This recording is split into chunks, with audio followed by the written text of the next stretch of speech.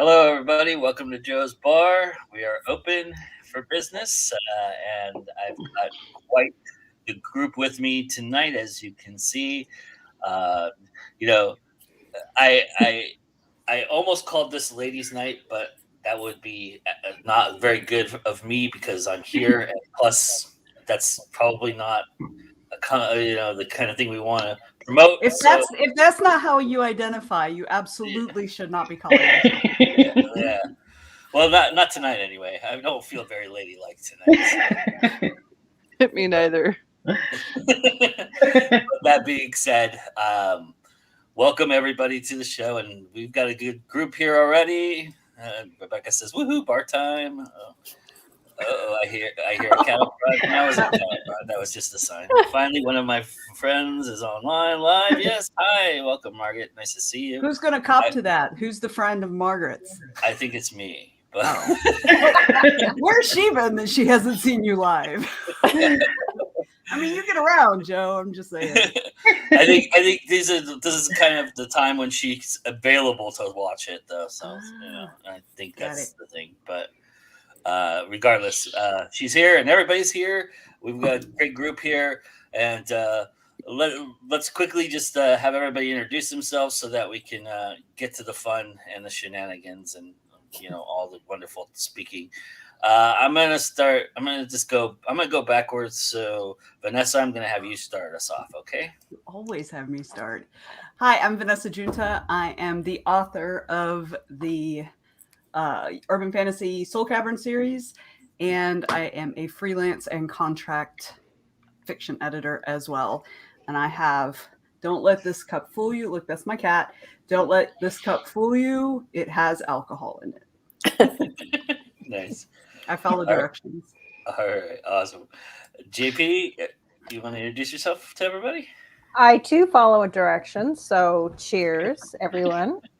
White tonight, I had to choose, and I thought, well, white goes with the martini I had earlier, so we'll do that. So my name is Joanne McLean. I write under JP McLean, and I write urban fantasy and supernatural thrillers. I have 2 series. One is complete at 7 books, and the other is 1 book just released. It's called Bloodmark. Came out on the 19th. Oh yeah, hold that cover up. Fantastic. Ooh. When I saw it, I was like, "Ooh, that is amazing!" Heck yeah! I wish I could take credit for it, but it's all JD&J Designs out of Florida. So congrats to them. Awesome. And yes, so that's me. Awesome. Welcome. It's nice to have you here. Thank you. Right. Nice to be here.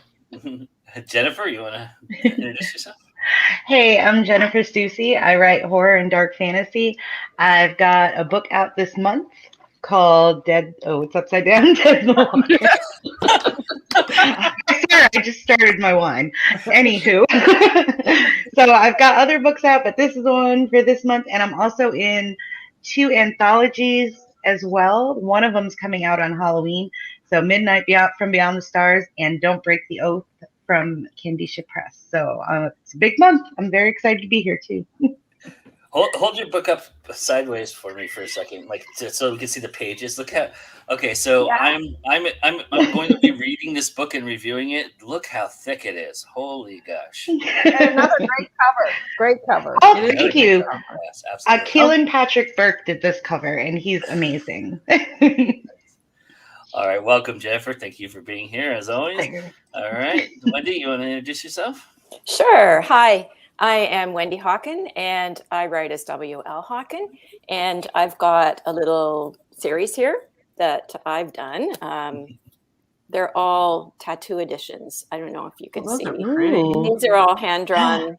Oh, those are so pretty. Those are gorgeous. Hand-drawn tattoos, which the characters wear in the story. Oh, So, super cool. Yeah, so it was kind of fun because I would send a text or an email and say, here's the text, the paragraph, can you draw this? And Yasmin hand drew it, so it was pretty great. And I'm a proud Canadian writer living on the west coast of Canada, sort of like 2 ferries away from where Joanne is. So we're both out here in the wider Vancouver area. And so very happy to be here.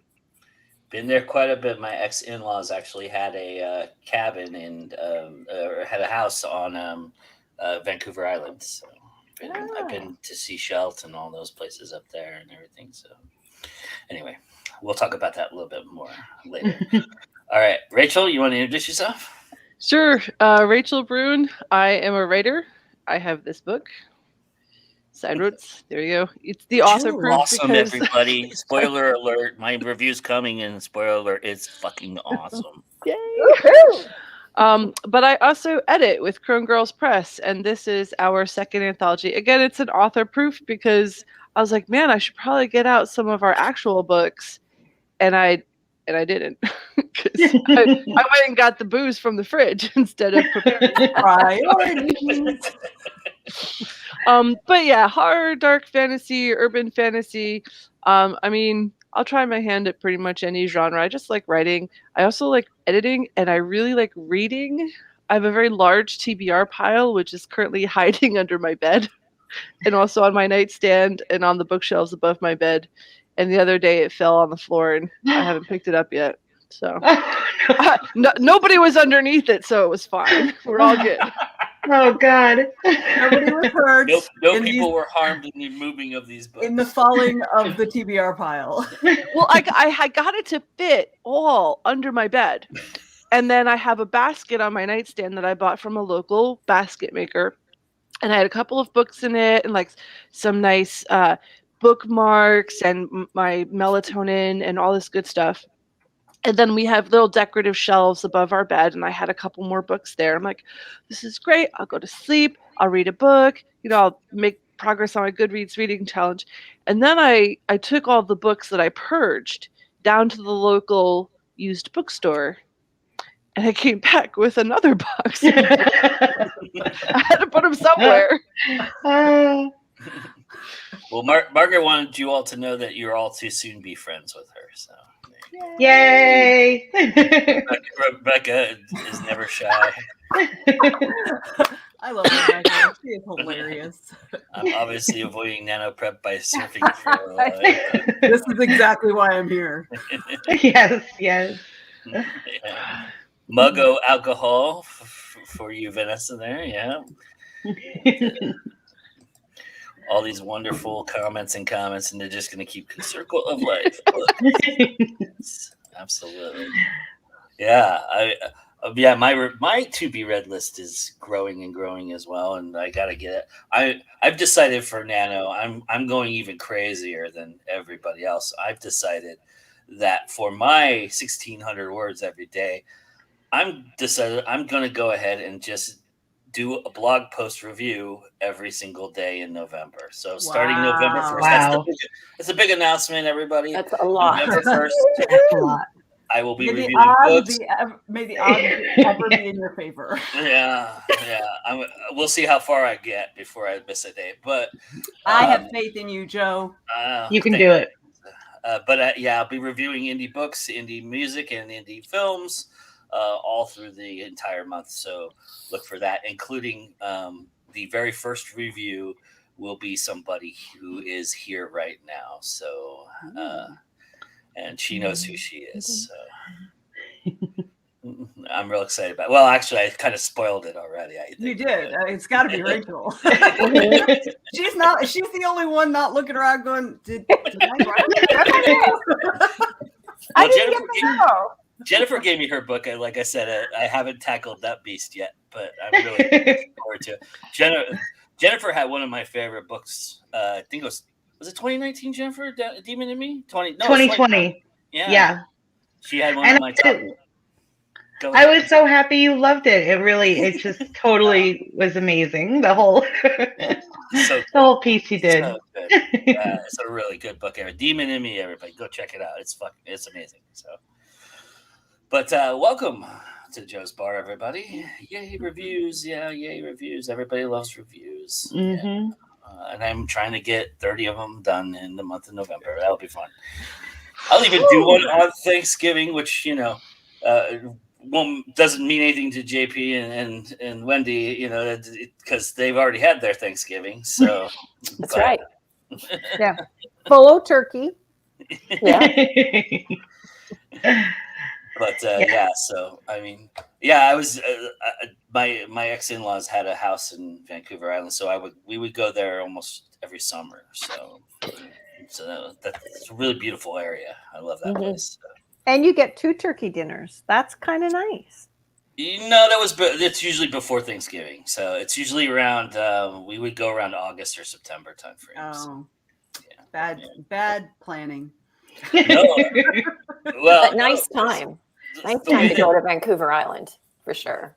Yeah, it's a perfect time. Yeah, really. I mean, the sun's always shining there. It's hot. It's nice, and it's right on the ocean. So, I mean, literally, their oceans, their backyard, well, their side yard, I guess you could call it, because their house is sideways. But otherwise, but actually, it's perfect timing, because what I would do is what I did the last couple years before the pandemic was I would go there.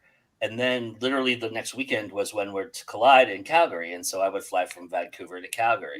And then my ex-wife would, we were just there. We just Calgary? did When Words Collide, didn't we? Yeah. It was still virtual though this year, but it was very good.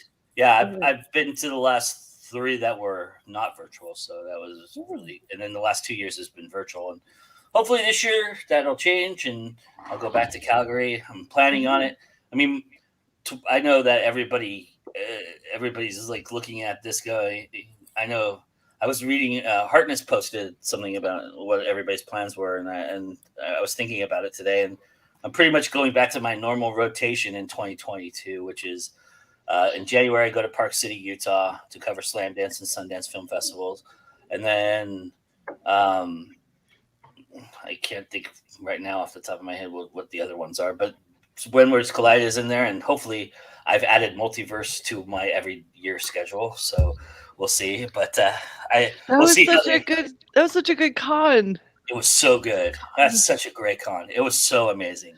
I was so happy I went, and I'm just gonna sit here and bask. Venessa runs the writer's track for anybody who doesn't know, and I thought it was excellent panels. I really enjoyed the pitching one, because it was cool to watch her and John Hartness's brains work in that respect, and it was just really fascinating to me.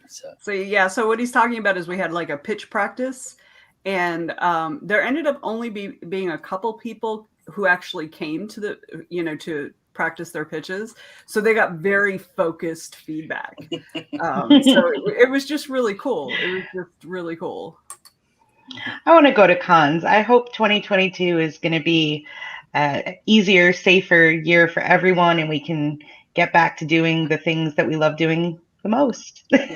even in the idea of right now, the way the multiverse handled it, I thought was excellent, and I thought I never felt like I was in danger or that there was anything to worry about.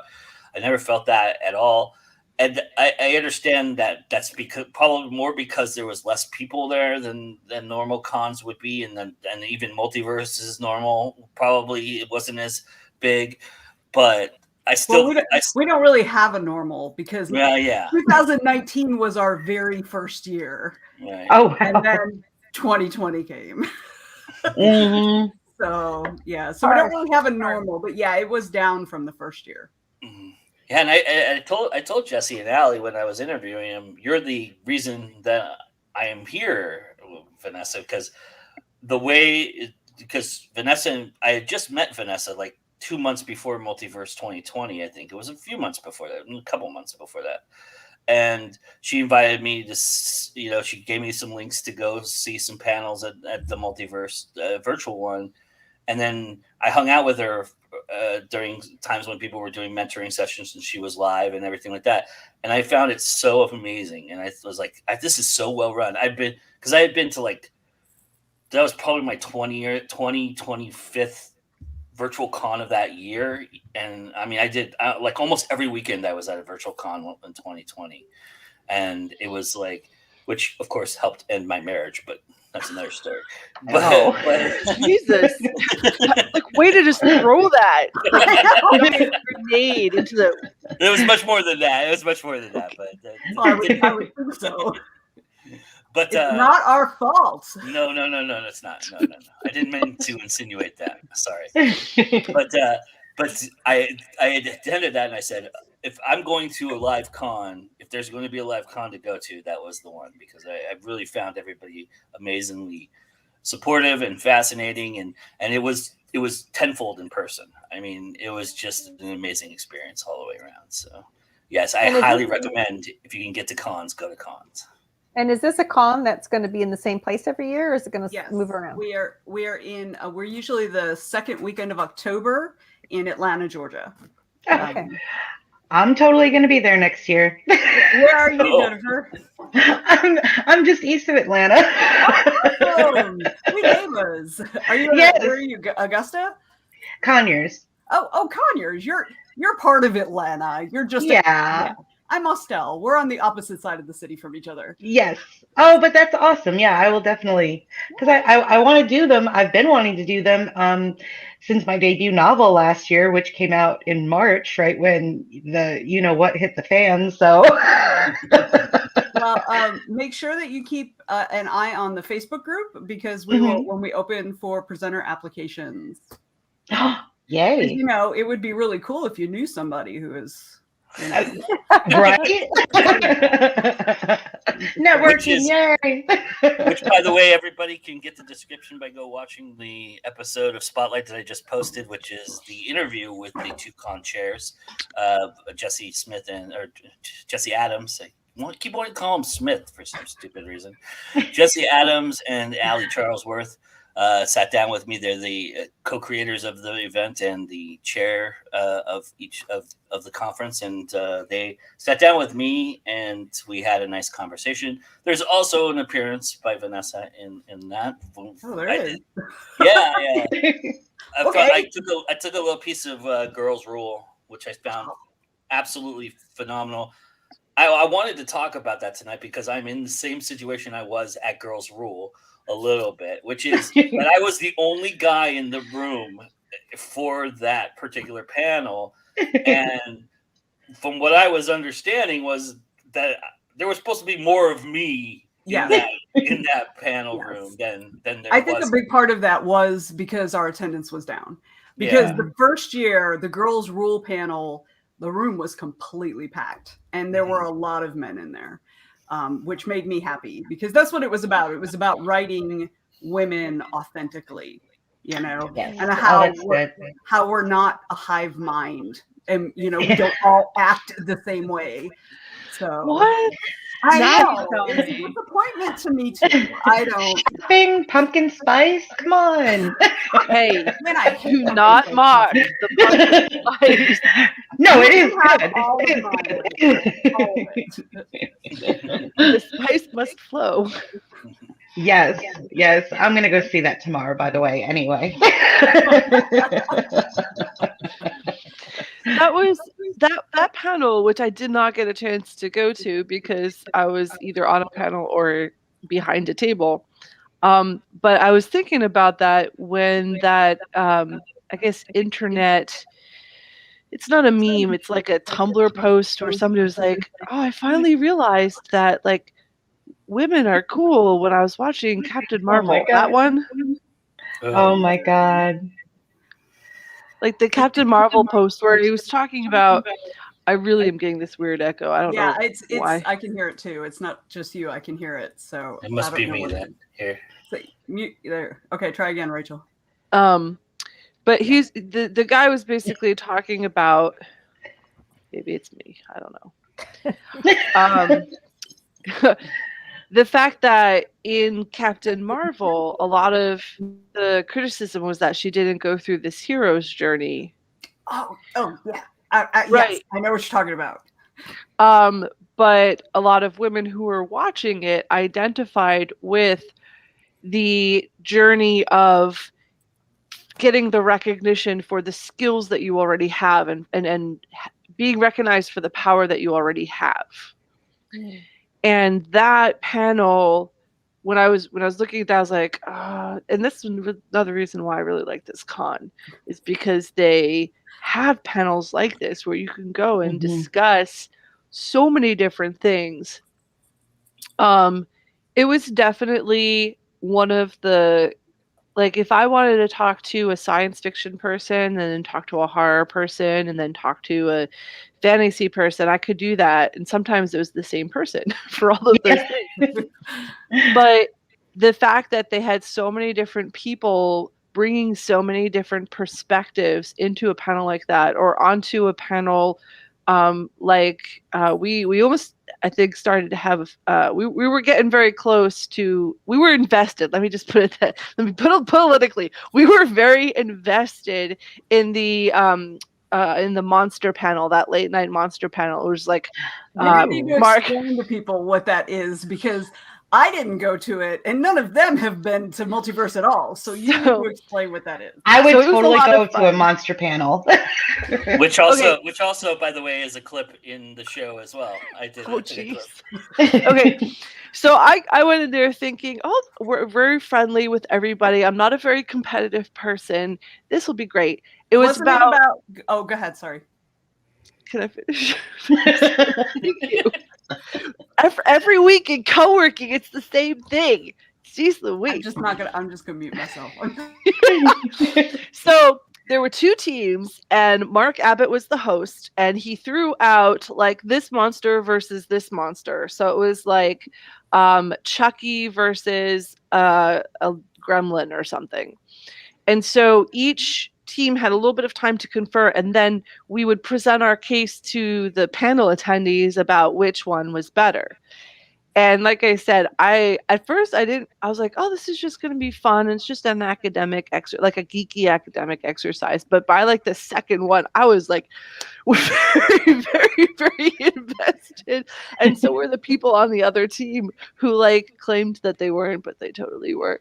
And I think some of them I probably have submitted stories to in the past. But yeah, it was just like the chance to do that sort of thing and to have those sorts of like super geeky conversations with, with people who are just like totally into it. Those are the best conversations, when you get to share your geeky passion with like-minded folk. Yes, I'll drink to that. Me too. You are not alone. Yeah, I attended a lot of the horror panel stuff, a lot of the horror track events. I found myself going back to that more than I wasn't, and so yeah, I was really, I was there for the Monster Mash, and that was a lot of fun. And I love what Mark did at the end, where he turned it into the audience versus the panelists, which was really cool. So, Jennifer, you said you haven't done cons yet, but what about everybody else? Did you guys do conventions? Well, we being Wendy and I certainly have the Calgary conference, When Words Collide. We've been to that several times. Surrey also has. Surrey, BC has they're in the Lower Mainland. They have a conference which is very well attended. It's called the Surrey International Writers Conference. I think it's on actually this weekend, Wendy? No, I just went to it. It Last was weekend, it was right? all last weekend, and Yeah. it was amazing. Phenomenal. Yeah, It they was have amazing. great.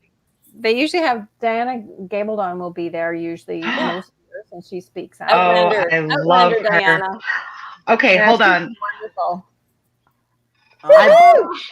I bought Definitely a fan. I bought this bottle of wine solely because I am completely in love with the Outlander series and Diana. Like, love her.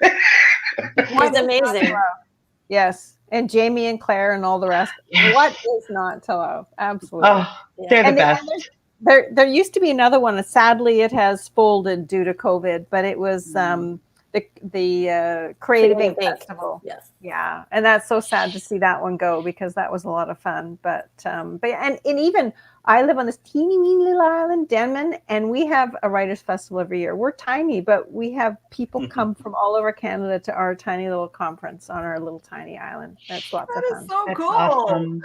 I know. By the way, fun. JP, you're already getting praise for your book. Oh, Emma! Oh. Oh, Yay! oh, thank you. I'm so glad you enjoyed it. Oh, it just came out October 19th, so it's thank you very much. I'm so Congratulations on your book. Congratulations. Yay. thank you. And Yeah. Margaret's asking if there's any Susanna Kersley fans here too. Wow. Yeah, I actually went and saw her present, and she was amazing. She was doing a whole thing about history and research. It was very serious, and she's a librarian kind of person, and it was really quite a serious thing, which you need to know if you're doing that kind of research. JD, the wine is not as good as the book series, but I did spend like $7 on it, so you get what you pay for, right? Oh no! $7 for you is like $45 for us. So that's Another reason why I like going. Another reason why I like going to Windward's Collide because my bill is not as big as it was in Atlanta. So. Yeah. Oh yeah.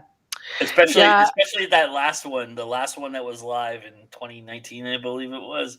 I was like, the exchange rate was ridiculous. I was just loving it. I was buying drinks for the entire bar at one point because I was like, I got $100 extra spend here. I don't know what I'm gonna do with myself.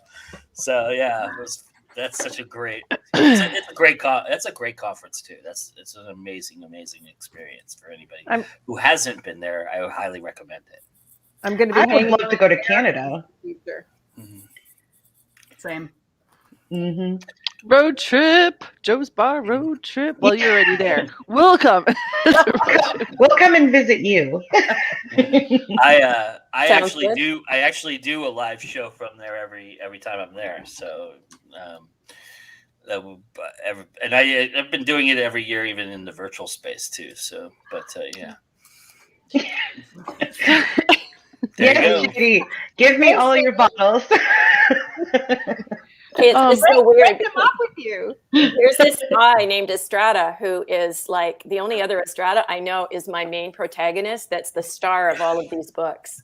And then I'm seeing this name Estrada come up, and it's kind of freaking me out a little bit. Oh, sorry.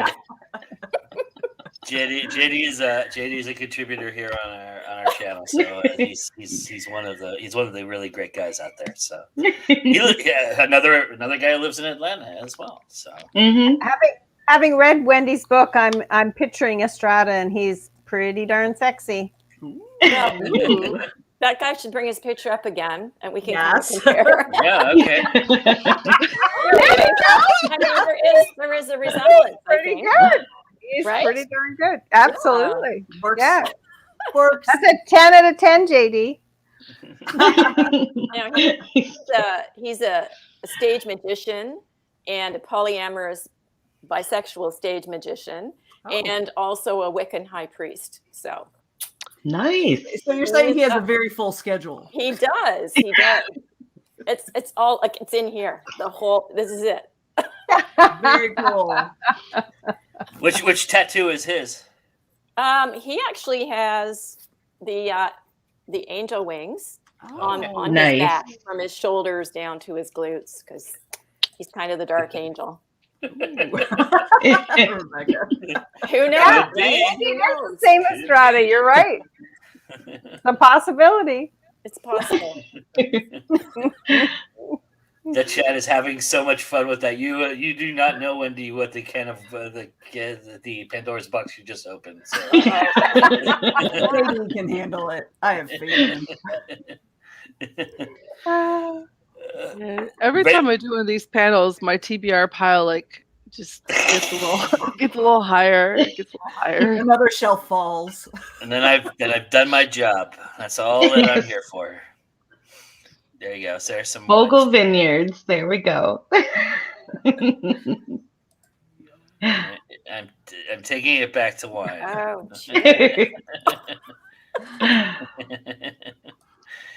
There you go.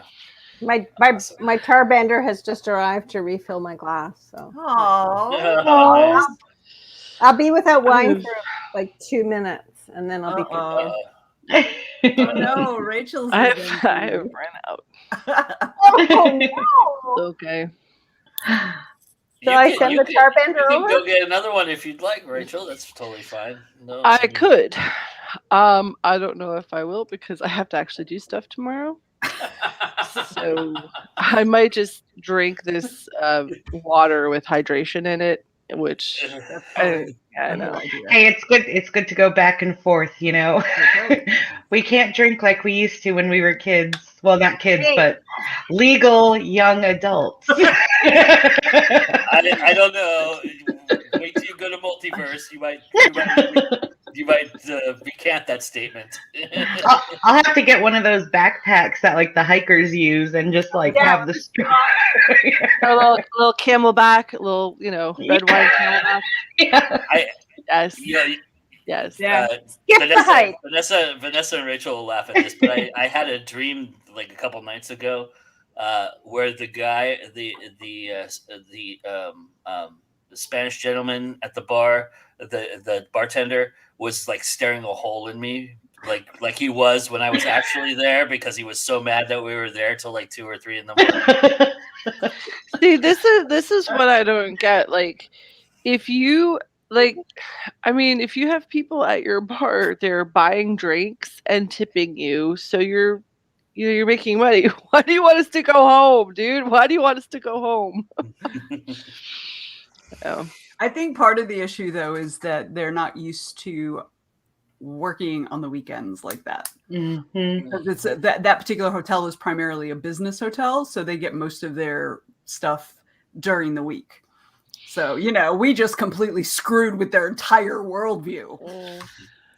Well, as a former bartender, we used to not mind when people would stay, but Atlanta area, there's a lot of crazy liquor laws. So we'd have to kick them out 30 minutes before a certain time anyway. Like it just wasn't up to us.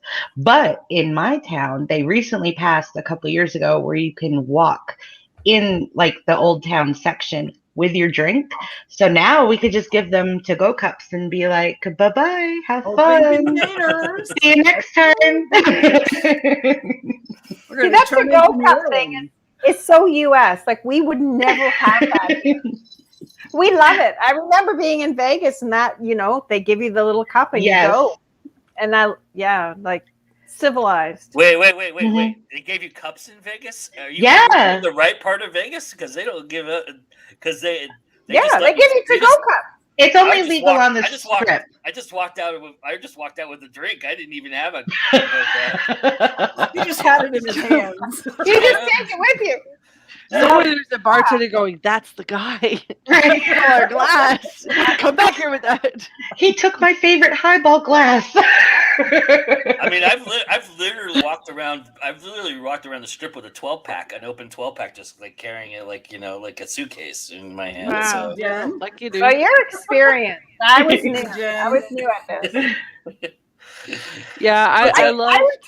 I was still taking the postcards from the guys in the corners going, wow, she's cute. What's this about? This might be a book. There may be a catalog. Fall out of her chair. My spouse and I Rebecca went says, "Don't to put wine in a Camelback." voice of experience right there. No, the Camelback's for the water, so that way I always have hydration at hand. That's right. I'm sorry, I didn't mean to interrupt you, Rachel. What were you gonna say? Oh, my spouse and I went to we renewed our vows in Las Vegas.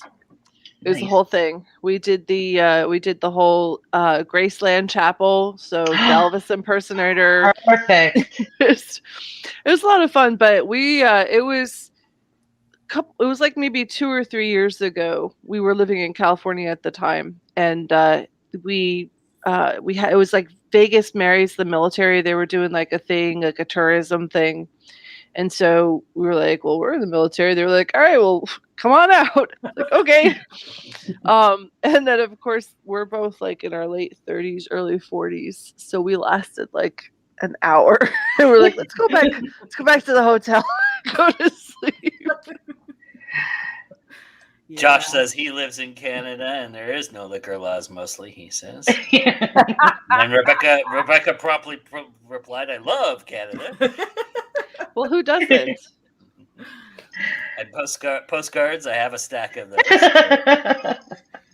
And she didn't even go to Vegas for those, I'm sure. But Yeah, I'm sorry. Go ahead, Jennifer.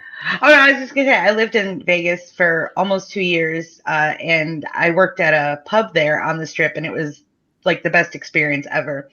But everyone would be like, "Oh my God, you must have so much fun! You must be partying all the time and staying drunk." And it's like, y'all, I work like 15 hours a day. I get home, I go to bed, I pass out. I might go out like once a month, and even then, it's like we're just drinking ourselves blind to forget like the pain we've just been through. Like I don't see shows, I don't go do the fun stuff. I work. There you go, Rebecca. Oh, Ooh, nice. I better be invited to that wedding. That sounds like fun. I actually got to spend time with Rebecca too while I was out and about. She lives in North Carolina, and I drove to North Carolina. Nice. That's where you were going. Awesome. Yeah, so that was a lot of fun. She's awesome. One of my favorite people on this planet. So, Oh, that's very sweet. That's sweet. I was gonna say though. In fact, I don't even remember now what I was gonna say. It'll come back to me though. I'm going to Vegas in 9 days. I'm going to Vegas. Nice. You have to go to Rerot and go see the live music every night. Hopefully it's the Black Donnellys because they're the best. And it's free. Okay. I will Yes. keep that in mind. Yes. Keep that in mind. I don't know if I'll have time, but I will keep that in mind. Oh, I know what I was gonna say. I was gonna say I love Canada for one reason and one reason only. In Calgary, they have the greatest customs I've ever been through in my entire life. I love the self kiosks. I think that is the greatest thing I've ever seen. They made me take off my hat, but other than that, was because you have to take a picture and you have to do the full picture, I guess. But and then it's this weird thing. Like the line moved like lightning quick. Like, I mean, I was in and out in 5 minutes until I got to the Wizard of Oz, where it's this guy in this big black box who sits about 10 feet above you and goes, "Passport, please," and looks down and then he stares a hole in you for like 15 seconds and then he asks questions. So that's why you like Canada? I'm so confused. I loved it. I loved it for that. I mean, if you've ever been through a customs line, I mean, if Yeah. you've Not ever, like that. you know, A guy in a box staring down at you. Seeing that. I'm thinking Squid Game over here. it's the worst. It's worse than the DMV. Trust me, going through a customs line is worse than the DMV. It's horrible. So Calgary is pretty cute though, because I mean, it's been a while since I've been to the Calgary, and domestic is different than international, but you go there and there's like square dancers that meet you and the girls like, What? yes, That's yes. awesome. I feel like we all need to just go to Calgary. Just for that. yeah, Yeah. experience. That's so cool. I have not square danced since Girl Scouts, but I would join in. You're just following the commands. They're like, swing harder. Okay, I'll do that. Let's do I will do so. it. It's like dancing with no brain engagement. You don't need to know how to do it. Well, if you go there during the Stampede, it's just all Stampede all the time, and it's a huge party all the time downtown. Yeah, I heard you don't want to eat for a week so before you go to the Stampede because you'll just get full that first day. Or drink. Yeah. Because it's just all drink. 9 o'clock, it's pancake breakfast and scotch and whiskey and beer, and it just goes for like. Oh my God.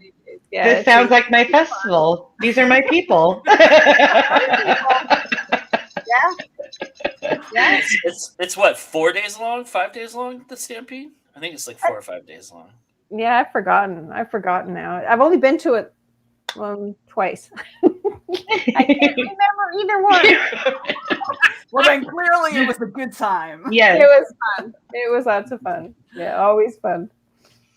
Yeah, where they have Windwards Collide, they have. I mean, it's a nice part of Calgary. I mean, there's really no like I don't know. There might be a terrible part. I didn't explore it all that much, but it's really central to a lot of things. It's pretty easy to get to and everything. So, and there's a couple good restaurants around there, but I've been told I don't know anything about good restaurants in Calgary. So I've been promised the next time I go that I'm going to get a tour of good restaurants around there. nice. So we'll see how that goes. And Rebecca had this comment for me. I think everybody will probably chuckle at that, but or maybe not. I don't know. But yeah, so I don't know where to go from there. It's just we were rocking and rolling. We've been going a good. Oh, here you go. JD's gonna save me. I think we should ask Wendy about her experience with tequila because she recently posted about a experience she had with margaritas and tequila. Oh, tell me, my last job was tequila thank you bar. so much for that. Let's put her on the spot. There goes the bus running. Right Are you talking about the Blue Wendy photograph? Yes. That was like 18 years ago. Yeah, you look beautiful in your little blue Thank you jeans. so much. Yeah. I can tell that story, I think, because it was a long time ago. I was in Acumal, which is near Cozumel in Mexico, with my daughter. And I think that they see you coming. I think the bartenders go, oh, let's play with this one, right? Because I only had one drink. Seriously, I think the drink in the picture with the salt around, Yeah. And I had the drink, and then somehow my daughter, she took me windy down the beach home. She managed to get me back. And then I started, my ex-husband used to be in a band with somebody, I can't really say who it was, but anyway, I was like, oh my God, you've got to learn this song. And then I was like trying to singing all these songs to my daughter, be like, sing this with me. It's the best song ever. And yeah, I went on and it was bad. And then the next morning, I just remember looking at the huevos rancheros and the beans and the eggs. And God. It was bad. You're making me feel so much better about my trips to Mexico. So tequila is not my drink. Where have you been in Mexico, JP? Where have you been? I've actually been to quite a few places because I lived in Mexico for years. So I lived in a tiny little mining town in the state of Zacatecas, which is not a popular place at all. And my husband and I were, he was working, and we were the only gringo couple in the town. So we stood out like, oh my gosh. Well, my husband's 6'2", and he's got stark white hair, and he's had stark white hair for as long as I've known him. So I kept saying, wear your hat, please, pull it down. We stuck out something fierce, but I had such a great time living there. And then we also spent one season in the Baja, which there are lots of Canadians in the Baja, so we didn't stick out so much there. And then 3 years in Tucson. So Yeah, Nice. I had lots of fun times in the sunny south. So I grew up in Southern California, so I spent a lot of time in Baja. I spent a lot of time in Tijuana and Ensenada, and I also been to Mexico City. And I mean, I've literally spent probably days on that beach in Baja, so which is just gorgeous. Those are just amazing. But you know, 17-year-old rambunctious me who had a fake ID went down there and had some fun. So. One of my dream trips in the future is going to be to go on tequila tasting trips throughout Jalisco. Like, I love tequila so much. It is one of the best craft liquors and it makes so many good cocktails. Oh, I just love it. Oh, I love whiskey too. So whiskey and tequila are like my favorites. Okay. Wendy, I think that's a country western song, isn't it? Whiskey Tequila? Rebecca's got your back. It could be. I think so. I just can't. No, tequila is not. No, there's another story, and there's a black bar involved, and it's just not good. Okay, just don't give me tequila. That's just not good. The bonus to tequila is it's also antibacterial. Just saying. So it is medicinal as well. Nail polish remover. You just should drink it, Randy. Don't drink it.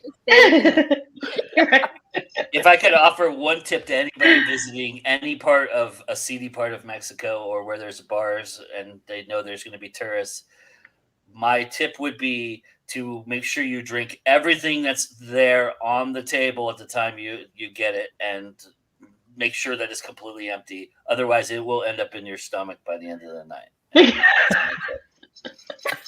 Is anyone drinking this? Okay, we can't let it go to waste.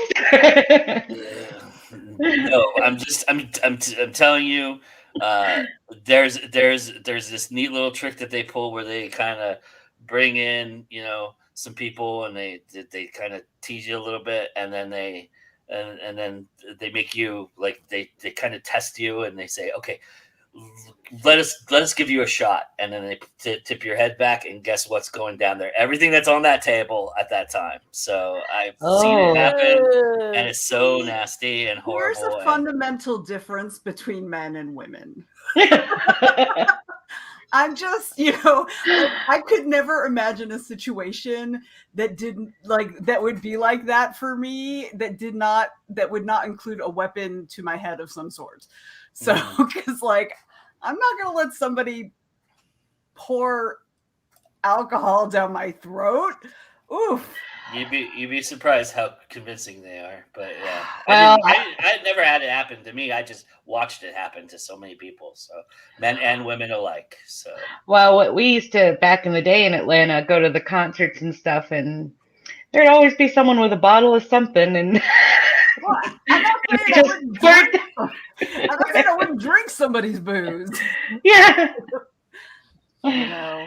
You just hate to see these things go to waste. So.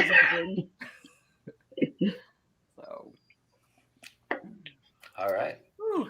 And the silence is deadly. Booze. Because drinking makes me sad and also tired. Even talking about it. I think that's only because you don't have a refill, myself. That's definitely why I'm sad. Yeah, I'd be sad too.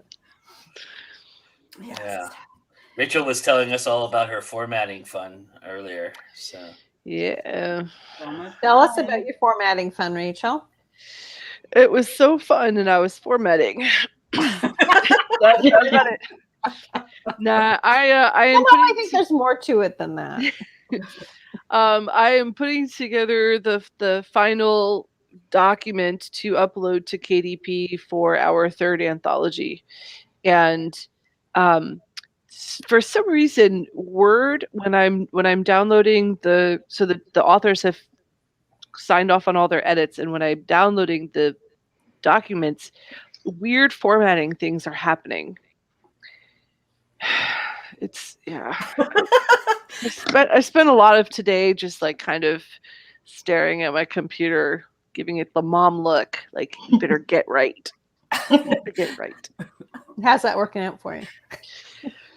Computers are like the worst teenagers ever. Mm-hmm. So nope. true. So I noticed Estrada had a good question there. He did. Mm-hmm. What was Writing his while drinking. Yay or nay?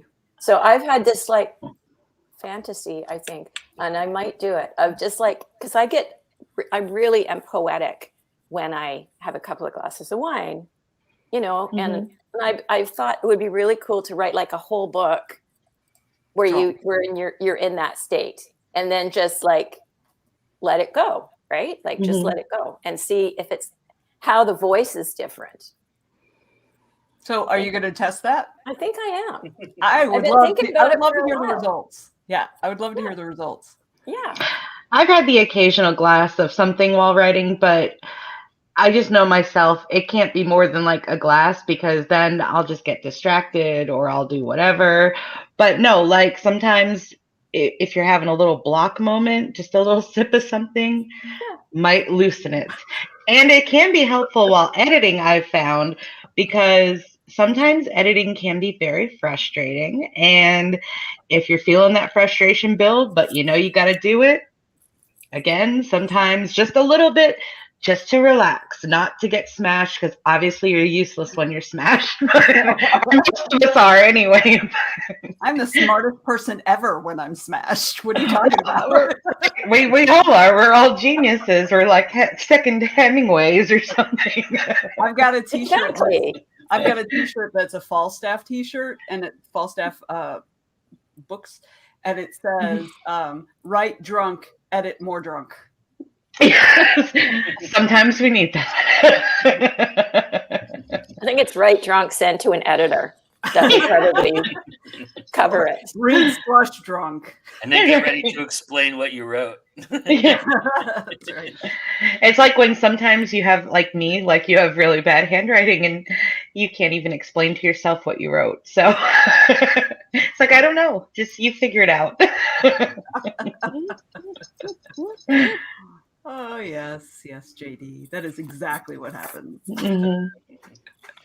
And Rebecca says, cursing does help a lot. I start off now with fine space with space, and that fixes a lot of issues before they happen.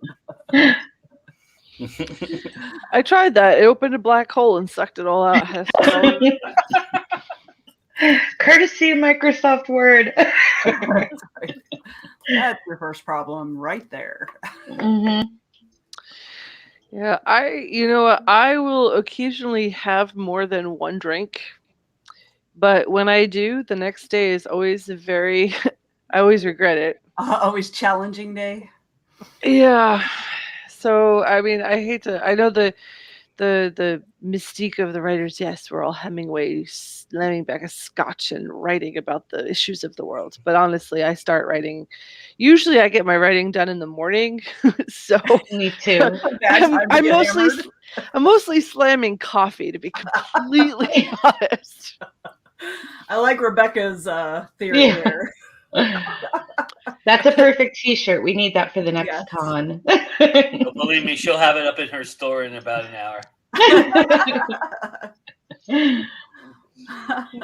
Yeah. I think so. Word is crazy. I agree that Word is, Yep.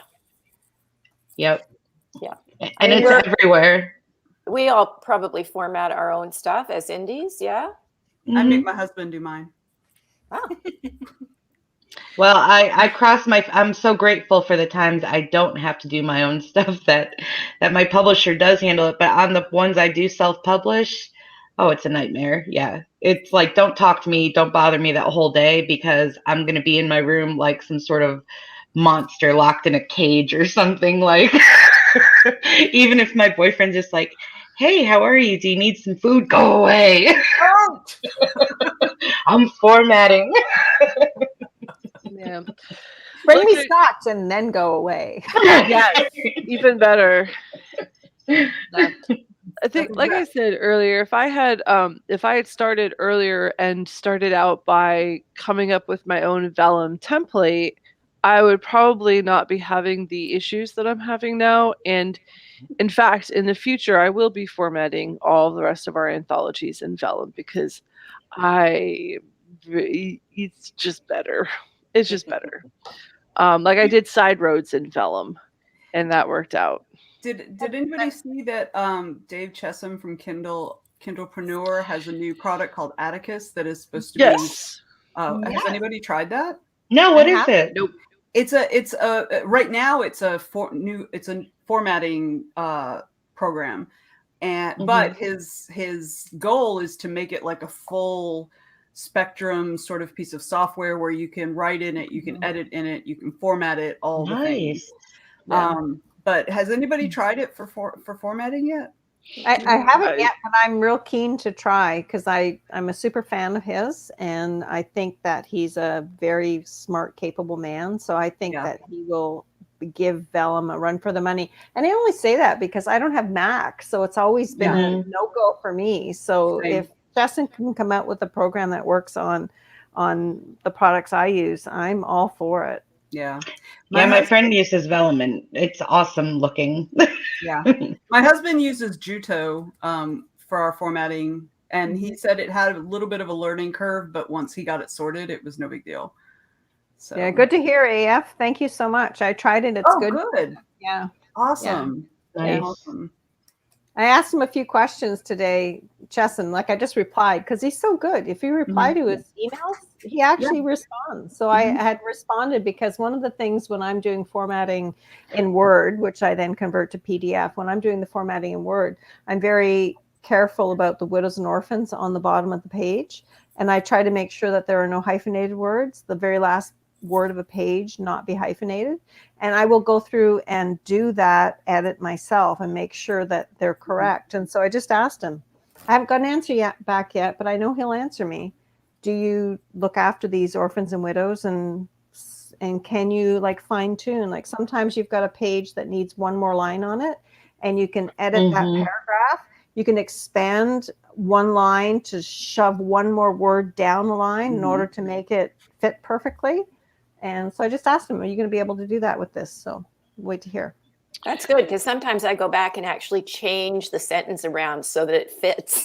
Yeah. You know, and that's kind of not what you want to be doing, but because it doesn't always work out to the sentence you want it to be. Yeah. You know, as a screenwriter, it's like second nature to me. Like I know where the margin's gonna be, so I'm always conscious of that last sentence because I know reformatting that is just gonna destroy the rest of the integrity. So I have to make sure that I know where the lines are and everything, and what I'm, because with screenwriting the difference is there's different types of elements. So there's dialogue, there's description, there's headers, there's scene headers, so all of those things have different tabs, different format lines, and they also have different ways they break up too. So if you're continuing on to a next page, it's usually you try to stop it right at the end of the page, but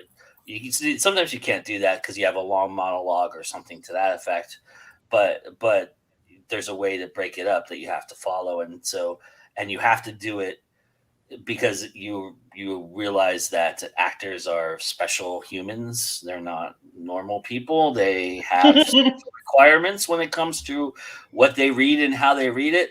So you learn that they like a certain syllable, to be this way, and then you have to cut it off right there. And so, like, working in Hollywood, I learned a lot about like how certain people have certain hiccups about where, like, if there's a but on the next page or oh my God, the world just ended.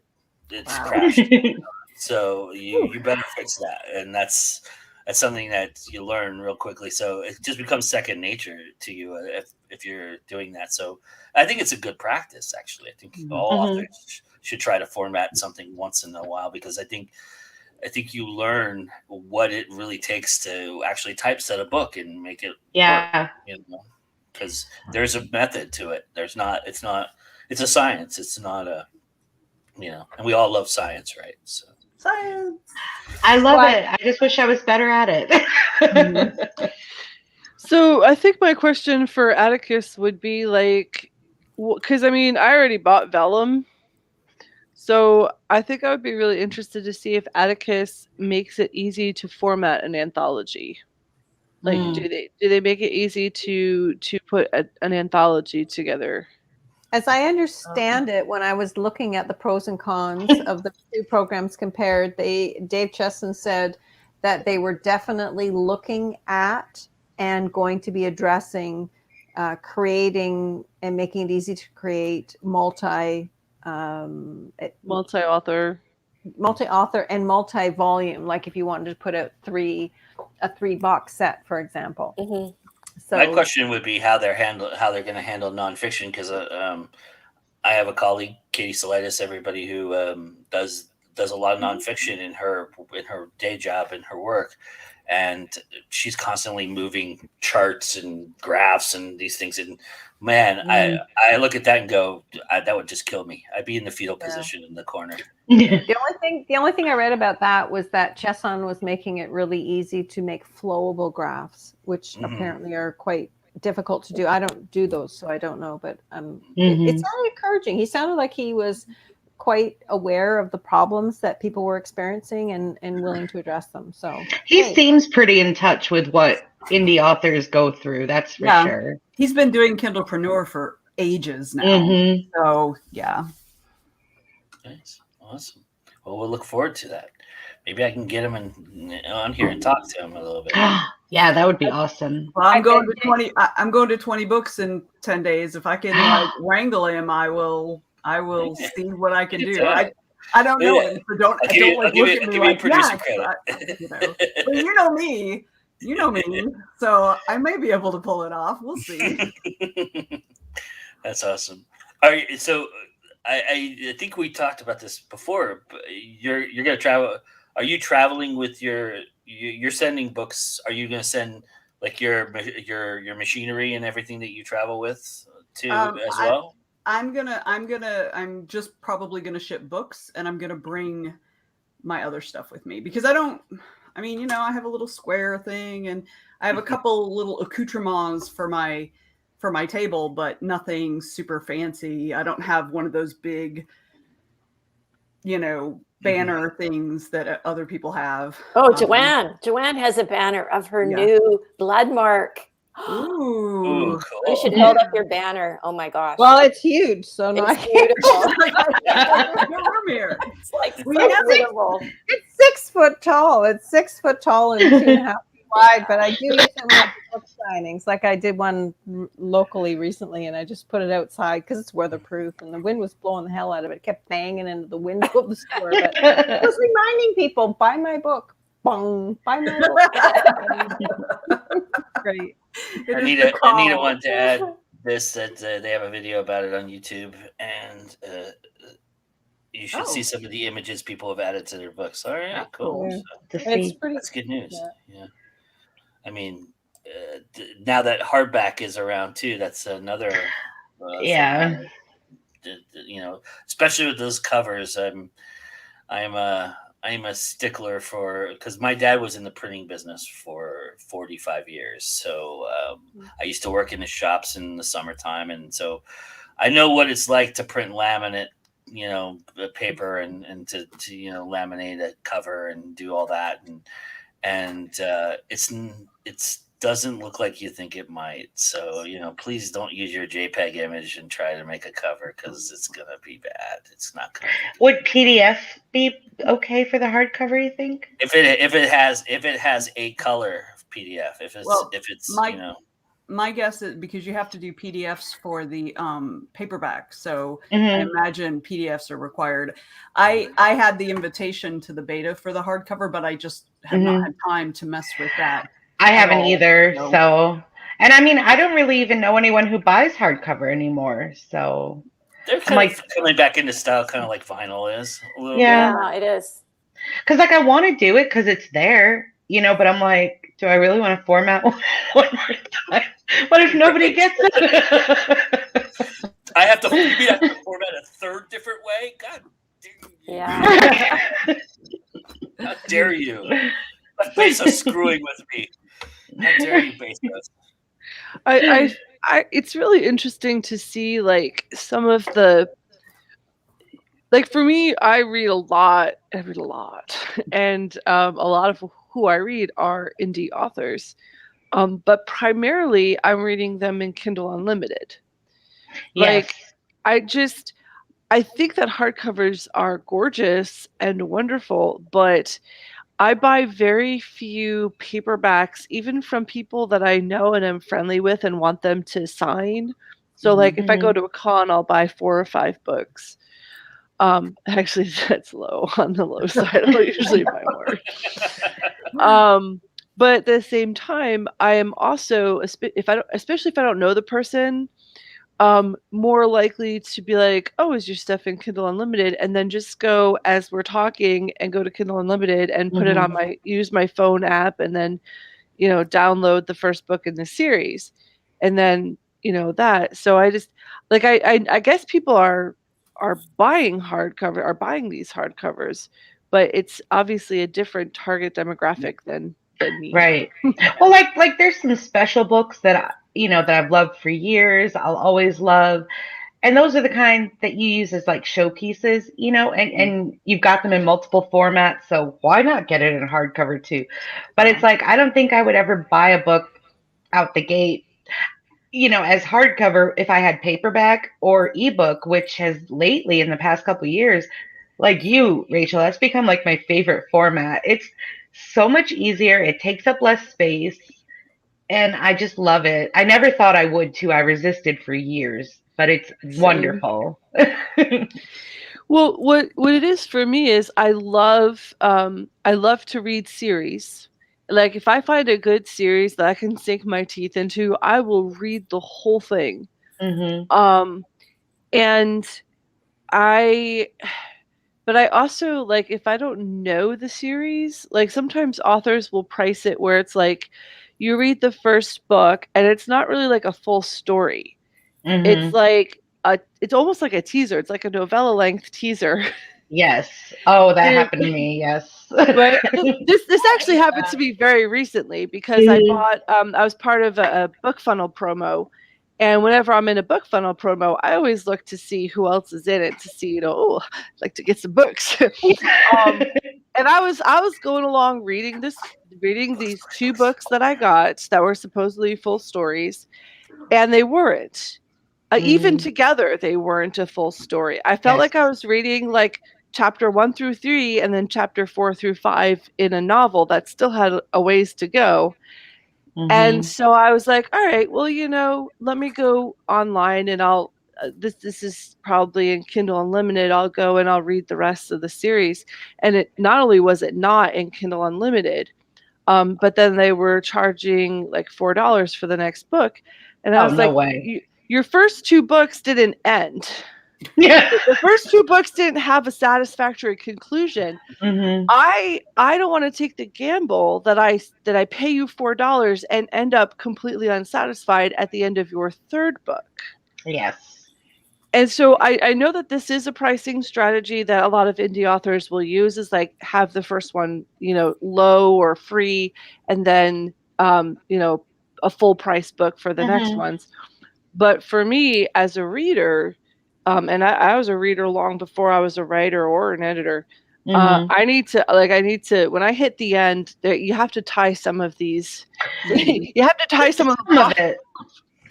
Like, I don't mind a cliffhanger, but I don't want the kind of cliffhanger that's like some crazy vague thing, and that's just totally unsatisfying. You got to throw me something. There needs to be an actual ending. Like, it doesn't have to tie every single thing up, but there needs to be an ending.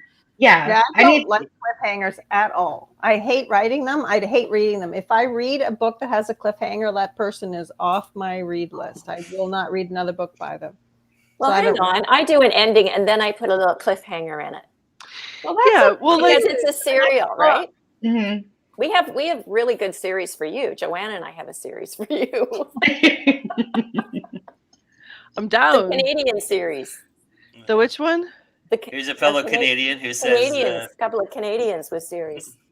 Diane Morrison chimed in. She says people still do hardcovers. It's worth to have as an option, but I sell mostly hardcovers when I run out of paperbacks at it. Nice to be in that position. Oh, All I gotta say about hardcovers, especially the laminate ones, is all I remember was that the things, the books that were laminated in when I was growing up were textbooks. And what did we do to textbooks? We covered them with a paper bag. That's all I'm Yes. gonna say.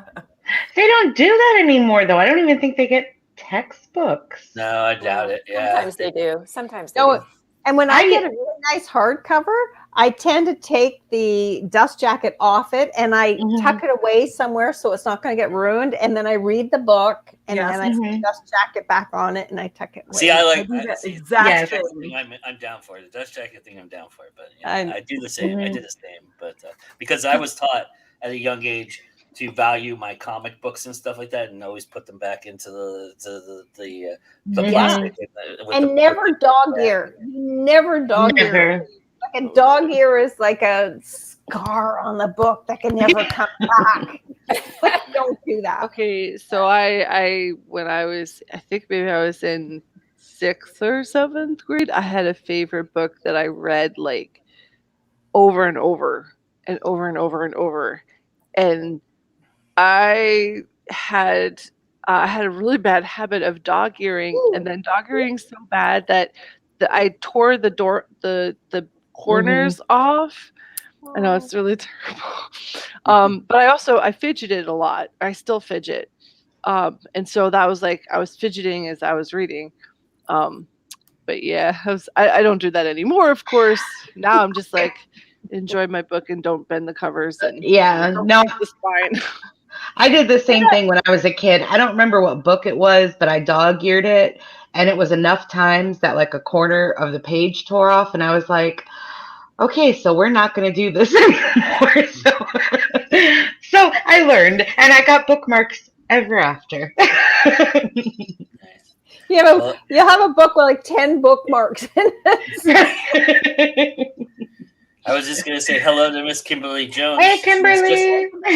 She's just in time for the ending of the show, so that's you'll have to go back and watch the rest. Kimberly would, as often a lot of people do. So, yeah, this was an incredible 75 minutes. You all skipped right through it. So, I mean, I can't believe it. It's amazing. I, of course, learned a lot, as I always do, but I really appreciate you all coming and joining me for this and doing this. I really do. It was a wonderful conversation, and I thought to end it all, we would go back around and to tell everybody where they can get these wonderful creations that you have all been talking about for the last 75 minutes. So we'll go the opposite direction this time. So Rachel, start us off. Tell everybody where they can get your new anthology that'll be out on Sunday, right? So Yes. If Amazon cooperates, it'll be Sunday, maybe Monday. But yeah, all of our books are available online on Amazon in Kindle Unlimited. So Crone Girls Press, we have the Stories We Tell After Midnight anthologies, as well as an anthology, Coppice and Break, which is horror and dark fantasy. And then that, like I said, those are all available on Kindle Unlimited, so you can go ahead and read the whole thing all at once if you want to. Go right ahead. And we also have a digital series called Midnight Bites. And again, that's on Kindle and Kindle Unlimited. Those are 3 novella or 3 novelette stories with a loose theme. And they're designed so that you can sit down, enjoy a nice, quiet evening and read 1 or 2 stories. And then check it off on your Goodreads reading challenge. Yes, awesome. Cool. All right, Wendy, tell everybody where they can get you at. Where can they get these lovely books that you've been holding up all night? So my books are in print, and they're also all I'm wide, so they're in all the ebook retailers. But probably the best thing to do is go to my website, which is bluehavenpress.com. And that's where you can read about the books and read about me and see what I'm doing. And there is a place on there where you can contact me. And also, if you want to get a signed copy or anything, you can connect that way. Awesome. I look forward to saying hello to you in Calgary next year. So Yeah. That'll be fun. Yeah. All right, Jennifer, tell everybody where they can find you. Okay, so most of my books are for sale on Amazon. I also have a website, jenniferlsoucy.com, and these are all of my books except for two because I don't have them yet because they're too new. Dead in the Water's upside down again. But I'm also I'm also in two anthologies that came out this month. Midnight from Beyond the Stars by Silver Shamrock Publishing, which is alien horror. If you like that, it's an awesome anthology. There's so many good authors.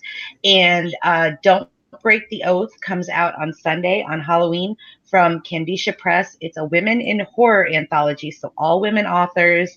And I have not had a chance to read my fellow ladies' stories, but I've read volumes 1 through 3. It's an amazing series. So if you want to support women writers, there's not a better anthology that you can get than this. So definitely pick it up on Amazon.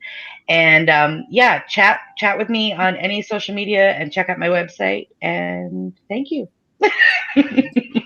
Go read Demon and Me, everybody. Trust me. Sorry. It's awesome. It's fantastic. All right. JP, you want to tell everybody where they can find you? Absolutely. Everyone can find me at jpmcleanauthor.com. That's P as in Patricia, J as in Joanne. And you can find excerpts to all of my books on there, as well as connections to places where you can buy the books. My books are available wide.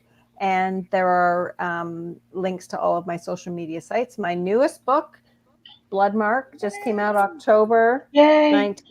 And it's available wide as well. So please go out and buy it, enjoy it, and thank you so much, Joe. It's been great to be here. Awesome. Yeah, and I look forward to seeing you in Calgary as well in the future. Yes. Are those all your books behind you there? Is that the They whole are. They collection? are. Yeah.